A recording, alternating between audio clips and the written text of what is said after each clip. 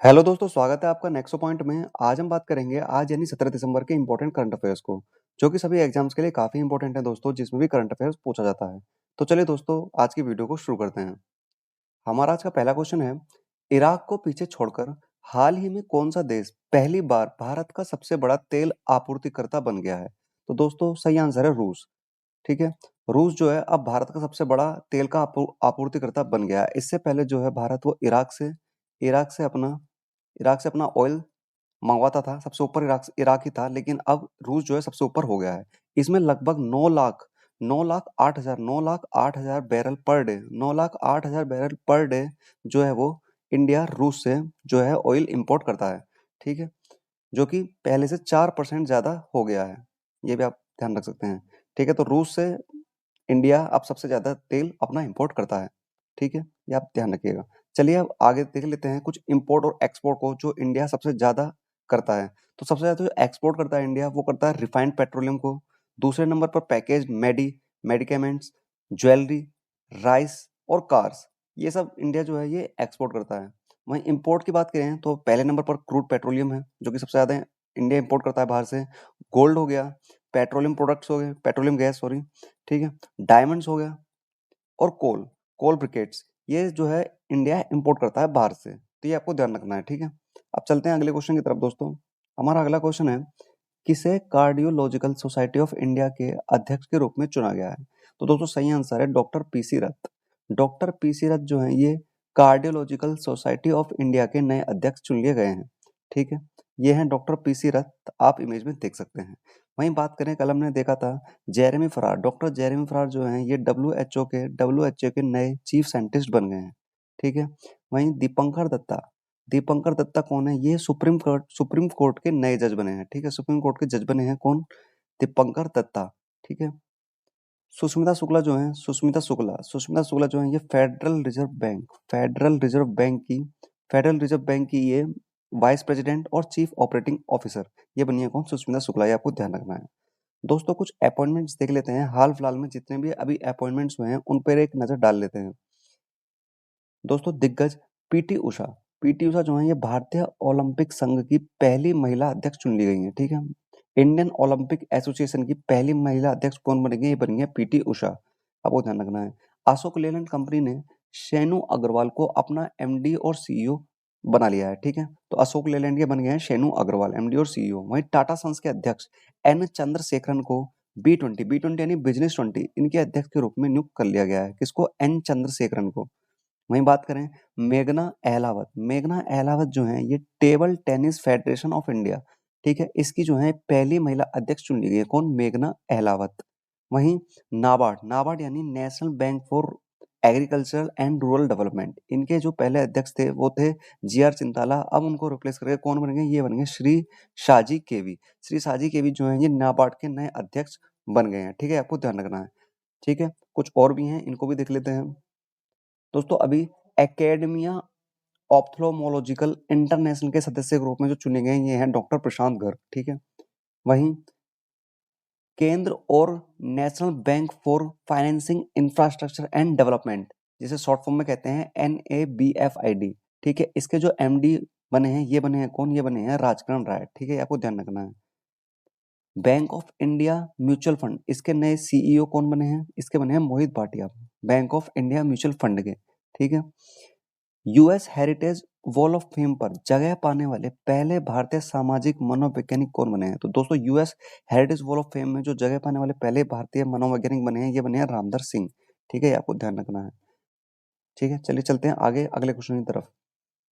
किस राज्य सरकार को टीबी जैसी बीमारी को नियंत्रित करने के लिए सर्वोत्तम प्रथाओं के लिए पुरस्कृत किया है?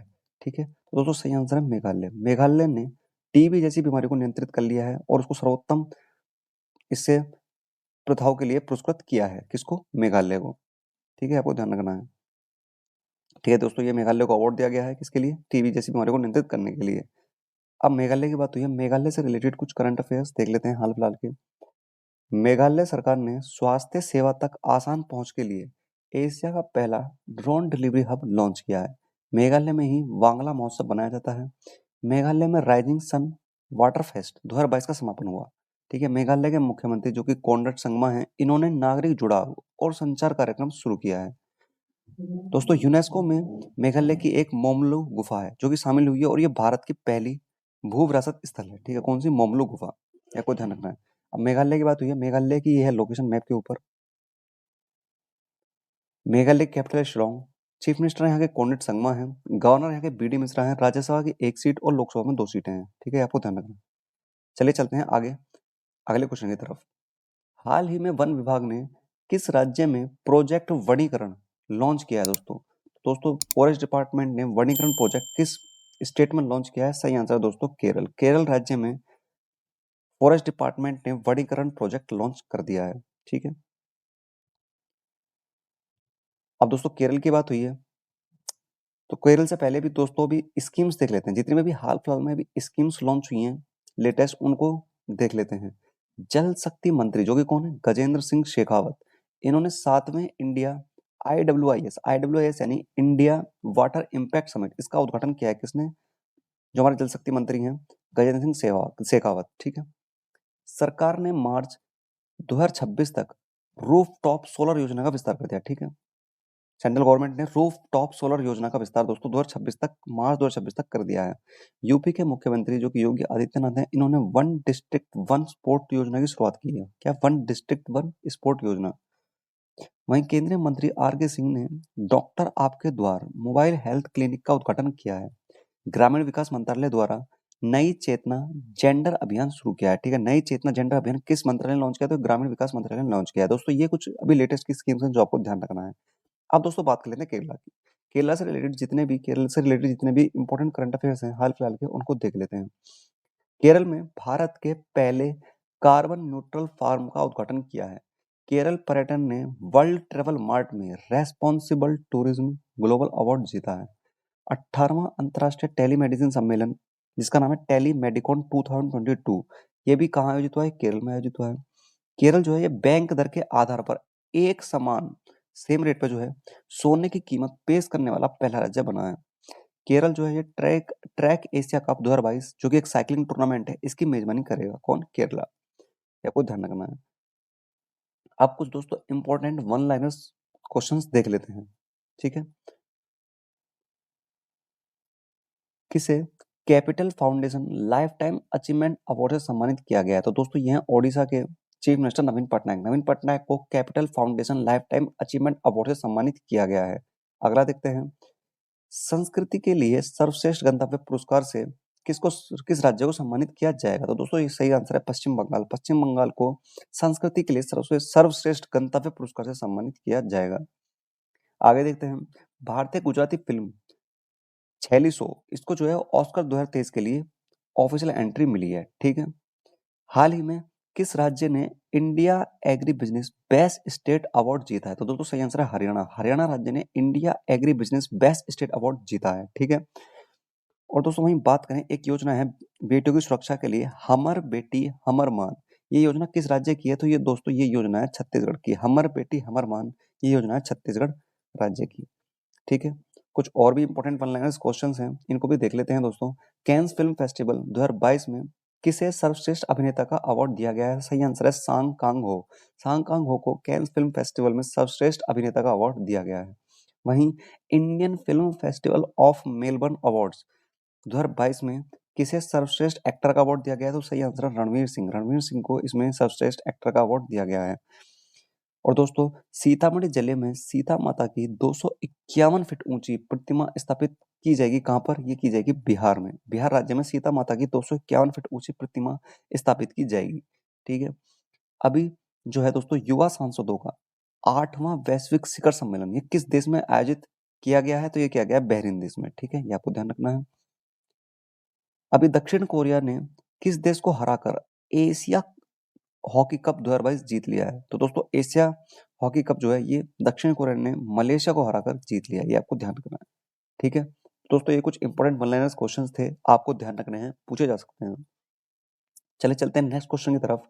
किस देश ने ऐतिहासिक परमाणु संयंत्र द्वारा सूर्य के समान शुद्ध ऊर्जा उत्पादन करने की घोषणा की है? तो दोस्तों सही आंसर है इसका अमेरिका। अमेरिका ने दोस्तों ऐसा कर दिया है कि उन्होंने न्यूक्लियर फ्यूजन का यूज करके सन के समान एनर्जी प्रोड्यूस करने की घोषणा इन्होंने कर दी है, ठीक है? जिसमें क्या होगा, जिसमें 2 एटम जो है न्यूक्लियर फ्यूजन में क्या होता है दोस्तों, 2 एटम आपस में जुड़ के 2 एटम आपस में जुड़ के एक बड़ा एटम बनाते हैं और उसमें एनर्जी निकलती है, ठीक है? तो इसी से ही जो है ये न्यूक्लियर फ्यूजन, जो कि सन में भी ऐसे ही होता है, हाइड्रोजन और हाइड्रोजन के एटम आपस में जुड़ते हैं और हीलियम का एक बड़ा एटम बनता है और एनर्जी बहुत सारी प्रोड्यूस होती है, ठीक है? तो इसी न्यूक्लियर फ्यूजन का यूज़ करके जो है अमेरिका सन के समान एनर्जी को प्रोड्यूस करने की जो है उन्होंने अनाउंसमेंट कर दी है, ठीक है? ये आपको ध्यान रखना है।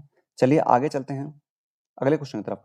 हाल ही में 10,000 टेस्ट रन बनाने वाले और 50 टेस्ट विकेट लेने वाले इतिहास में तीसरे क्रिकेटर कौन बन गए हैं? तो दोस्तों ये बन गए हैं जो रूट। जो रूट ऐसा कर चुके हैं, जो 10,000 रन बनाने वाले और 50 टेस्ट विकेट लेने वाले जो हैं, ये तीसरे क्रिकेटर बन गए हैं। कौन? जो रूट। ये इंग्लैंड के प्लेयर हैं, ठीक है? आप देख सकते हैं। अब दोस्तों स्पोर्ट्स से रिलेटेड कुछ करंट अफेयर्स देख लेते हैं हाल फिलहाल के। हमने कल देखा था जॉस बटलर जो हैं, इनको नवंबर मंथ के लिए आईसीसी पुरुष player of the month award दिया गया था। वहीं वोमेन्स में बात की जाए तो वोमेन्स में नवंबर मंथ के लिए ICC player of the month award ये दिया था सिद्रा अमीन, जो कि पाकिस्तान की प्लेयर हैं, ठीक है? हैदराबाद स्ट्राइकर्स ने टेनिस प्रीमियर लीग 2022 जीत लिया है, ठीक है? दिव्या टीएस ने महिलाओं की air pistol national shooting championship 2022 में गोल्ड जीता है। वहीं भारतीय बल्लेबाज ईशान किशन ने 126 गेंदों पर सबसे तेज दोहरा शतक लगाया, ठीक है? ठीक है? सबसे तेज जो है, जो डबल सेंचुरी का जो रिकॉर्ड है, वो ईशान किशन के नाम हो गया है 126 गेंदों पर, ठीक है? चलिए, ये तो दोस्तों हमारी आज की वीडियो अगर पसंद आई हो तो प्लीज़ वीडियो को लाइक कर देना, अपने दोस्तों के साथ शेयर कर देना और चैनल पर नए हो तो चैनल को सब्सक्राइब कर देना, जिससे आपको हमारे वीडियो का डेली नोटिफिकेशन मिलता रहेगा। चलिए, जल्दी मिलते हैं नेक्स्ट वीडियो में, तब तक के लिए धन्यवाद।